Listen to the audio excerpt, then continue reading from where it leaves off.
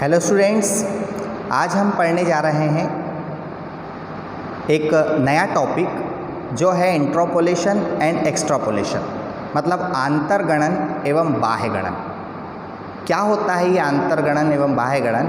मतलब एक ऐसी प्रोसेस, एक ऐसी स्टेप जिसमें जो भी ग्रुप दिया हुआ होता है उस ग्रुप में कई बार ऐसा होता है कि बीच में कोई डेटा आपको कैलकुलेट नहीं होता है, बीच का कोई डेटा आपको कैलकुलेट करना होता है, तो उस कैलकुलेशन के लिए जो है वो आप इंटरपोलेशन का यूज़ करेंगे, मतलब आंतरगणन की प्रक्रिया का उपयोग करेंगे। ठीक है। और उसी प्रकार से अगर कोई भविष्य के लिए या कोई फ्यूचर डेटा का जब आप उपयोग कैलकुलेट करना चाहेंगे, भविष्य के लिए कोई जानकारी प्राप्त करना चाहेंगे, तो वहाँ पर जो है एक्सट्रापोलेशन का उपयोग किया जाएगा, मतलब बाह्य गणन का उपयोग किया जाएगा। ठीक है। देखिए यहाँ पर स्टैटिस्टिकल इन्वेस्टिगेशन में कुछ ऐसी स्थितियाँ मिलती हैं जब कोई लंबी अवधि के आंकड़े प्राप्त होते हैं परंतु इस अवधि के बीच में किसी समय के आंकड़े उपलब्ध नहीं होते। मतलब आपके पास सपोज करो कि पॉपुलेशन का एक डेटा है और वो पॉपुलेशन का डेटा आपके पास 1971 से लेकर के 2011 तक का है। 71, 81, 91, 2001 और 2011 ये दिया हुआ है आपका। लेकिन अब इसमें बीच का कोई डेटा आपको फाइंड आउट करना है। मान लो आपको बताना है कि 2005 की पॉपुलेशन कितनी होगी, ठीक है ना। तो कुल मिलाकर के क्या हुआ कि एक लंबी डेटा आपका बहुत सारा डेटा हमारे पास है, लंबी अवधि का आपके पास डेटा है, लेकिन उसकी चेन टूटी हुई है, बीच का कोई डेटा उसमें से हमको दिया हुआ नहीं है। वो फाइंड आउट करना जब रहता है तो वो आप जिस विधि का उपयोग करोगे वो अंतर्गणन कहलाएगा, इंटरपोलेशन कहलाएगा। ठीक है। और उसी के अकॉर्डिंग अगर हम बात करें कि यार 2001, 2011, अब 2021 में पॉपुलेशन कितनी होगी, हम मतलब भविष्य के लिए एक अनुमान लगा रहे हैं, ठीक है, कल्पना कर रहे हैं, तो उस कंडीशन में जो है वहाँ पर एक्सट्रापोलेशन का आप उपयोग करेंगे। ठीक है, मतलब बाह्य गणन का उपयोग करेंगे। अर्थात दिए गए डेटा से उस ग्रुप के बीच की कोई जानकारी प्राप्त करना इंटरपोलेशन कहलाती है। वह किसी भविष्य की अवधि का अनुमान लगाना, फोरकास्टिंग करना बाह्य गणन प्रोसेस कहलाता है। एक एग्जाम्पल से समझने का प्रयास किया है। देखो 80, 90, 2000, 10, 20, इनमें से अब आपसे बोल दिया जाए कि 95 की जानकारी कैलकुलेट कीजिए, तो फिर हम इंटरपोलेशन के द्वारा अनुमान लगा सकते हैं, है ना, एक कल्पना कर सकते हैं। और इसी प्रकार से एक और एग्जाम्पल दिया है कि 1980, 90, 2000, 2010, 2020 और उपरोक्त आंकड़ों के आधार पर फ्यूचर में सपोज करो 2021 का लगाइए अनुमान, 2025 का लगाइए अनुमान, तो फिर वहाँ पर जिस विधि का उपयोग करेंगे हम एक्सट्रापोलेशन का उपयोग कर सकते हैं। ठीक है। टोटल मिलाकर के ये जो है एक ऐसी प्रोसेस होती है। अच्छा, इसमें एक चीज़ और है कि जो भी आपके पास डेटा होगा वो डेटा बहुत ज़्यादा चेंजेस उसमें नहीं होने चाहिए, है ना। मतलब बहुत ज़्यादा अगर डिफरेंट टाइप का डेटा होगा तो फिर आपको इस प्रकार की कैलकुलेशन में प्रॉब्लम आ सकती है। थोड़ा सा वेरिएशन चल जाएगा लेकिन बहुत ज़्यादा वेरिएशंस जो हैं वो डेटा में होना नहीं चाहिए। ठीक है, इस बात का विशेष ध्यान रखना है, तभी आप इस मेथड का उपयोग कर सकते हैं। ठीक, आगे देखो, इस मेथड मतलब इसको कैलकुलेट करने की कुछ मेथड्स होती हैं इंटरपोलेशन और एक्सट्रापोलेशन के लिए। इसकी कुछ मेथड है। देखो आप, एक पैराबोलिक कर्व मेथड होती है, एकेंद्र वक्र विधि, एक बाइनोमियल एक्सपेंशन मेथड, द्विपद विस्तार विधि, एक न्यूटन मेथड होती है, एक स्टर्लिंग मेथड होती है और एक लॉन्गरेंज मेथड होती है। ऐसे करके ये 5 विधियाँ समथिंग इसमें बताई गई हैं और इनके अलग अलग फॉर्मूले के अकॉर्डिंग क्वेश्चन को सॉल्व किया जाता है। ठीक है। ज़्यादातर जो प्रचलन में है वो ये एक द्विपद विस्तार विधि जो है, बाइनोमियल एक्सपेंशन मेथड एक ये है, और लॉन्गरेंज मेथड जो है वो ज़्यादा उपयोग में आती है। ठीक है, मतलब इन दो के जो हैं हम अभी क्वेश्चन देखते हैं इसमें से। हालांकि एग्जांपल और भी कर सकते हैं लेकिन थोड़ी सी जो इम्पॉर्टेंट है वो आपकी ये 2 मेथड हो सकती है, बाइनोमियल एक्सपेंशन मेथड और एक लॉन्गरेंज। ठीक है। और बाइनोमियल के क्वेश्चंस जो हैं वो ज़्यादा पूछे जाते हैं, यानी द्विपद विस्तार विधि के जो क्वेश्चन हैं वो ज़्यादातर पूछे जाते हैं। ठीक है। और द्विपद विस्तार विधि के क्वेश्चन अपन ने मतलब ये मेथड आपके लिए अभी फ़िलहाल में नई नहीं होगी, कारण है उसके पीछे, अपन ने सबसे जब ये प्रोबेबिलिटी स्टार्ट किया था तब वहाँ पर बाइनोमियल डिस्ट्रीब्यूशन देखा था। मैंने आपको एक चार्ट पूरा समझाया था, पूरा का पूरा वही है ये, है ना, वही चार्ट है, बस थोड़ा सा उसको लिखने का तरीका बदल जाता है, वो अपन देखते हैं।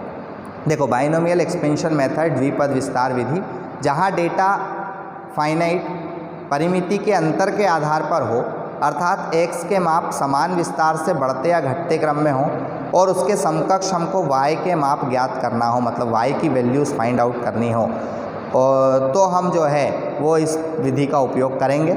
यहाँ पर टोटल मतलब ये विधि जो है वो कल्पना पर आधारित होती है, केवल एक कल्पनाशीलता है, हम एक विचार कर रहे हैं, हम एक सोच रहे हैं कि ऐसा हो सकता है।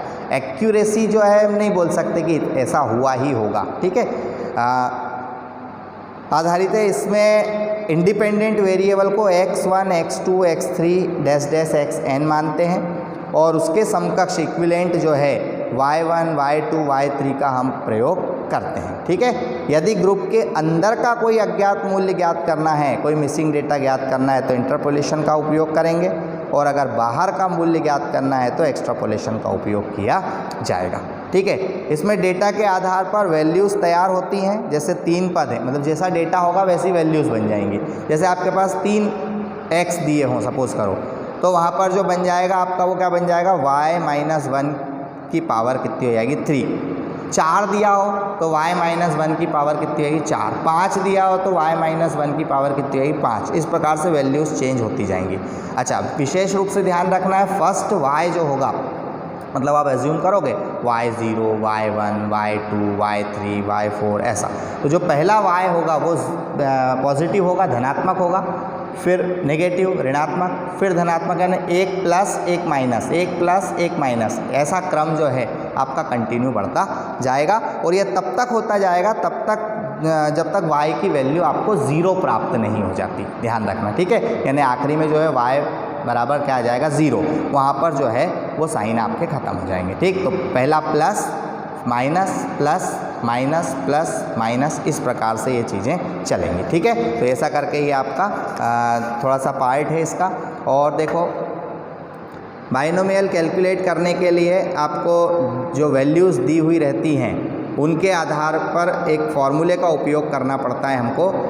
y-1 पावर कितने की आ जाएगी n की, ये वैल्यूज़ जो है हम फार्मूले पर लगाते हैं, ठीक है। अब मैं आपको जो है वो फार्मूला क्रिएट करना बता देता हूँ कि जैसे y-1 बराबर n आया, n की जगह सपोज़ यहाँ पर 3 होता, 4 होता, 5 होता, तो फार्मूला कैसे क्रिएट किया जाएगा। आपको अगर फार्मूला बनाते आ गया तो कैलकुलेशन तो बहुत ईजी है, बहुत आसानी से आप सॉल्व कर दोगे, चाहे वो इंटरपोलेशन आ जाए या एक्सट्रापोलेशन आ जाए, ठीक है। अब अपन देखते हैं उसको प्रॉपर एक फार्मूले को।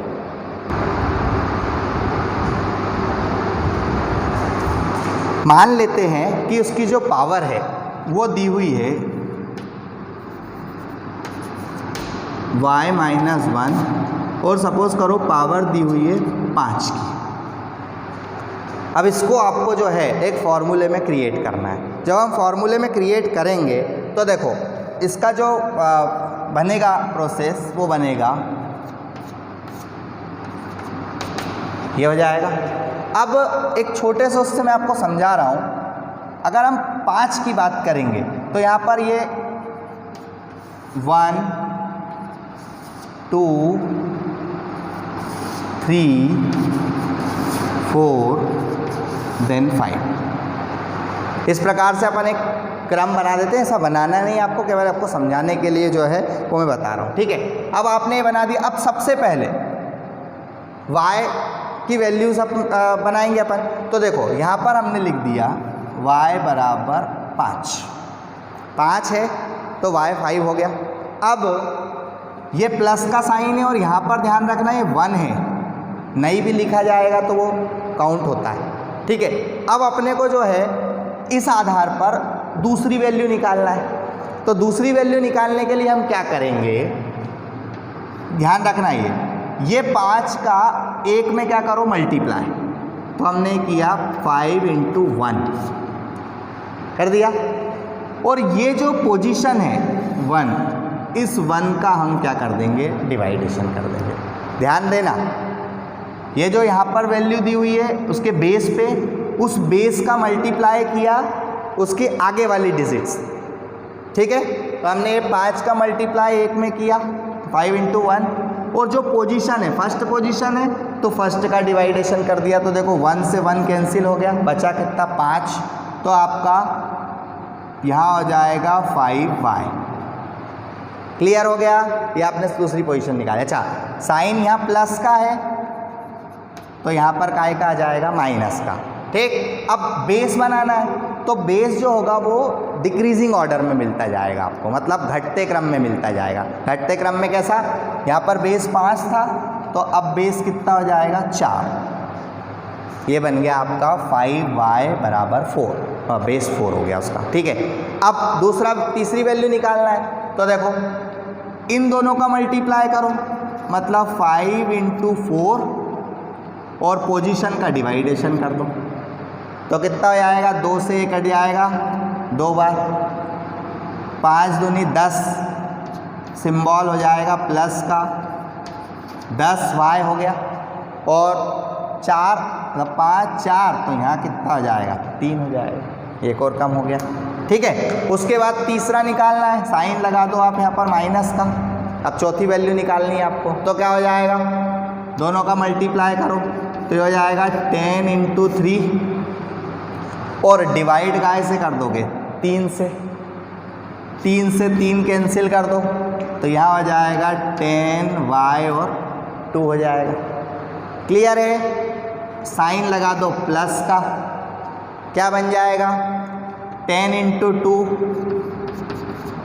ये हो गया, और 4 से उसको डिवाइड कर दो, तो 4 से डिवाइड करोगे तो 2 से ये हो जाएगा 2 टाइम, 2 से हो जाएगा 5, तो बन जाएगा 5y, यहाँ हो जाएगा 1, और आखिरी में 6 नंबर पे तो क्या हो जाएगा 5 1 = 5, मतलब 5 × 1 अपॉन में कितना हो जाएगा 5, तो 5 से 5 क्या हो जाएगा कैंसिल, बचेगा क्या 1, यहाँ पर ये 1y और इधर हो जाएगा 0, तो ये 1 लिखने की ज़रूरत नहीं है, ऐसी इस तरफ भी 1 लिखने की ज़रूरत नहीं।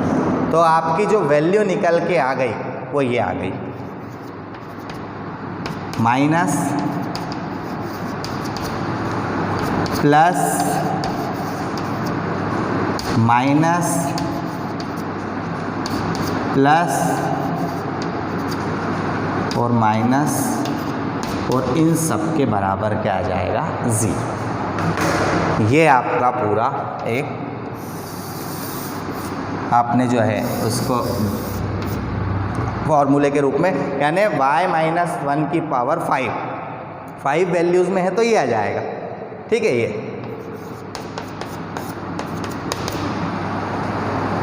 मान लो सपोज करो 3 में होता, ये होता,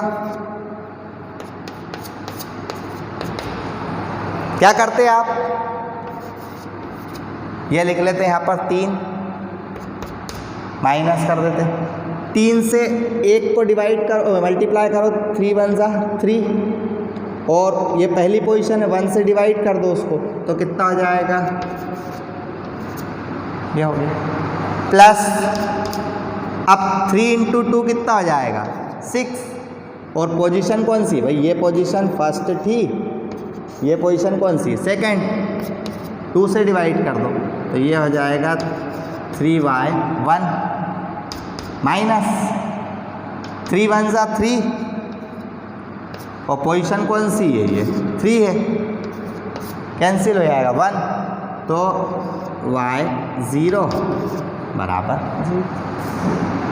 इस प्रकार से जो है वो हम फॉर्मूले जो बना सकते हैं, और बस आप कुछ नहीं करना है, जो आपका क्वेश्चन आएगा उस क्वेश्चन में ऐसा 2 चीज़ें रहती है, एक x रहेगा और एक y, ठीक है। तो आप यहाँ पर ये x1 x2 x3 x4 इस प्रकार से रहेगा, ऐसे ये x0 y0 y1 y2 y3 y4 y5 ऐसा रहेगा, और इनकी वैल्यूज़ क्वेश्चन में दी हुई रहेगी। मान लो इसकी 10 से 20 से 30 से 40 से ये दी हुई नहीं है, और इसकी दी हुई है 50, और आपको ये वैल्यू निकालना है बस। तो इसकी जगह पर ये जो है आपका y4 ये वैल्यू आपको फाइंड करना रहेगा, बाकी आप जो है आसानी से निकाल सकते हो। तो ऐसा क्वेश्चन रहेगा। बहुत इजी है ये इंटरपोलेशन एंड एक्सट्रापोलेशन, आपको बस थोड़े से फॉर्मूले के अकॉर्डिंग उसको समझना है, बहुत आसानी से आप कर लोगे। ठीक है, अभी मैं नेक्स्ट वीडियो में इसका एक पूरा क्वेश्चन आपको सॉल्व करके बताऊंगा, उसको आप अच्छे से करके देख लेना। इस क्योंकि ये 4th यूनिट का है और क्वेश्चन पूछा जा सकता है, मतलब पूछा क्या जाएगा ही, पूछा जाएगा ये क्वेश्चन है ना। तो आपको एमकॉम के लेवल में ये बिल्कुल क्वेश्चन पूछा जाएगा, उसको आप तैयार कर लेना। ठीक है, थैंक यू।